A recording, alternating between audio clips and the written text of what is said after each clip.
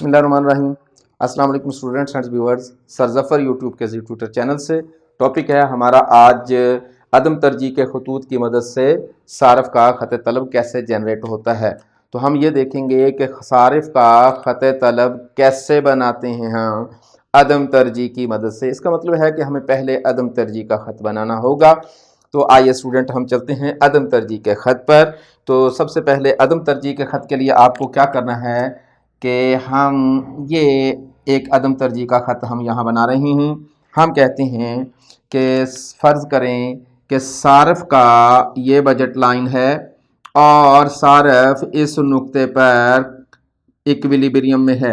ये हमारे पास सारफ का बजट है। ये हमारे पास IC1 और नुक्ता E1 पर वो सारफ जो है वो तवाज़ुन में है और इसकी मदद से वो इसकी इतनी इकाइयाँ ख़रीद रहा है। ये हमारे पास X1 इसकी इकाइयाँ ख़रीद रहा है। तो स्टूडेंट हम जानते हैं कि अदम तरजीह की मदद से आपके सारफ के इस तवाज़ुन में दो वजूहात से तब्दीली आती है।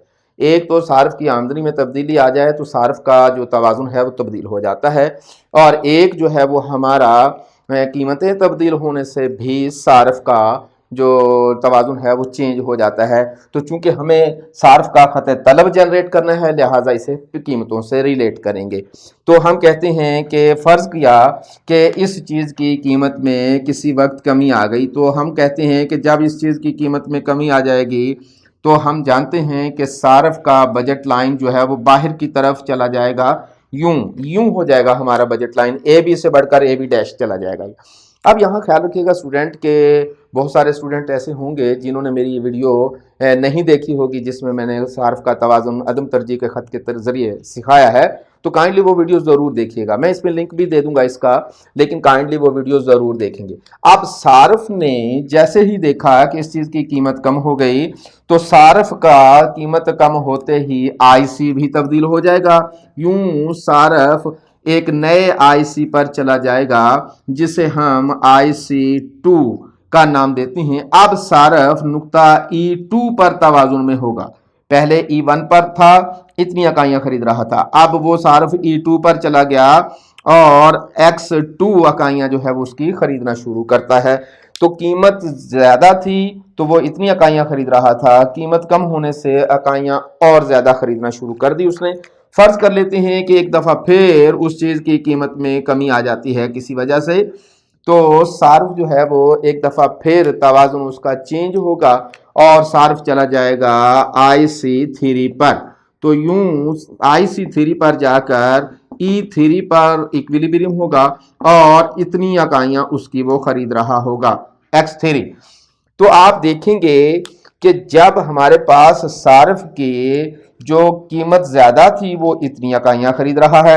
हम इस पर यहाँ फिगर लगा लेते हैं। हम कहते हैं फर्ज करो 10 है, तो जब सार्फ जो है वो ज्यादा थी कीमत उस चीज की तो 10 इकाइयां खरीद रहा है।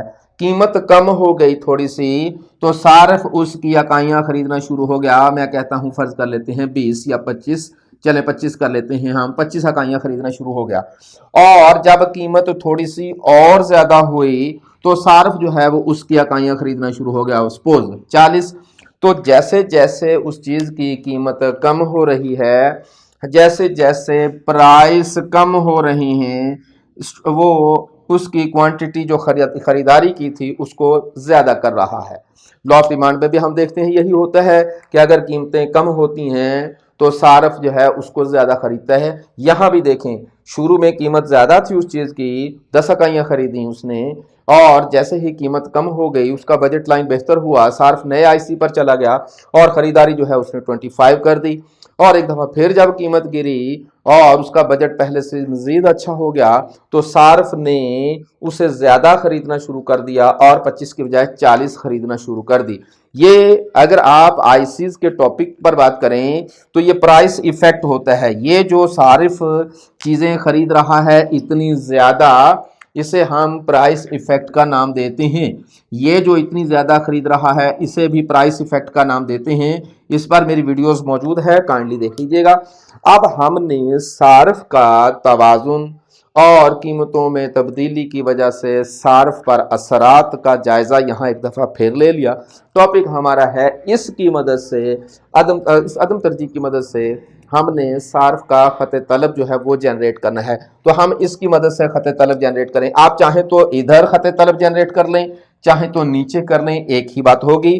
तो हम चलते हैं इस पर, यहाँ जाएंगे हम सार्फ का बजट लाइन की मदद से, अदम तरजीह के ख़त की मदद से यहाँ जनरेट करेंगे ख़त तलब। आप जानते हैं कि ख़त तलब जब हम बना रहे होते हैं लॉ ऑफ डिमांड, तो हम यहाँ प्राइस रखते हैं और यहाँ हमने डिमांड रखना है, जिसे हम यहाँ पी और यहाँ क्यू का नाम देंगे। अब हम यूं के प्राइस यहाँ रखते हैं, तो हम इसकी मदद से पहले तो ये जो हमारे पास खतूत आ रहे हैं इनको इधर लेके आएंगे हम। ये हम देखते हैं इधर, ये रहा हमारे पास पहला पॉइंट। इधर से जाएंगे हम, ये रहा हमारे पास सेकंड पॉइंट। फिर जाएंगे इधर और ये रहा हमारे पास थर्ड पॉइंट। तो स्टूडेंट हमारे पास उसकी मदद से 3 पॉइंट्स आ गए। ये जो हमारे पास वाई चीज़ थी इसको हमने यहाँ प्राइस में कन्वर्ट कर दिया। तो हम कहते हैं कि जब कीमतें यहाँ हैं तो उस वक्त उस चीज़ की जो डिमांड है वो है 10 या x। तो हम यहाँ लिखेंगे उस वक्त उसकी जो डिमांड है 10 है। तो इसका मतलब है कि इस कीमत पर वो सारफ ये ख़रीदारी कर रहा है इस कीमत पर। तो ये कीमत जो है इसको हम y1 या कोई भी रख सकते हैं। उस पर x1 जिसको हमने 10 रखा है वो इकाइयाँ खरीद रहा है। अब हम इस पॉइंट पर चले जाएं तो इस पॉइंट पर वो 25 इकाइयाँ खरीद रहा है। हम यहाँ लिखते हैं 20, 30, 40। अब यहाँ जो है वो 25 इकाइयाँ खरीद रहा है इस पर। तो ये हमारे पास इस कीमत पर, यानी कि इस कीमत पर 25 इकाइयाँ खरीद रहा है, जिसे हम x2 यानी कि 25 यूनिट्स कहेंगे। हमारे पास दूसरा पॉइंट हासिल हो गया। और इसी की मदद से हमारे पास ये जो पॉइंट है इस पर वो 40 इकाइयाँ खरीद रहा है। हम इस पर जाएंगे, ये रहा हमारे पास 40। तो ये है हमारे पास तीसरा पॉइंट।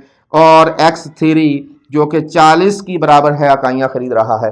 तो जब y1 है कीमत, तो उसका ख़रीदारी का जो रुझान है वो 10 इकाइयाँ हैं। कीमत y2 होती है गिरकर, तो ये हो गया, गिरकर कीमत y3 हो जाती है।